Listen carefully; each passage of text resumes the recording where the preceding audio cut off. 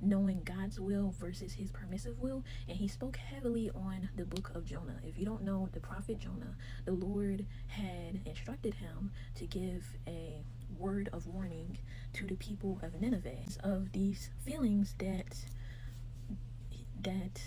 Jonah had towards the people of Nineveh. He didn't want to give the warning because he didn't think they deserved getting that warning from God. And he didn't want to give the prophetic word to them. He didn't. So he tried running from God's presence, and he got on a boat, basically sailing in the opposite direction, and he ends up on these people's ship.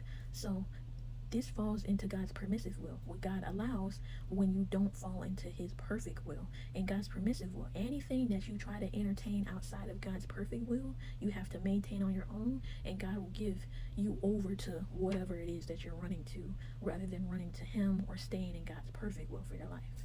And so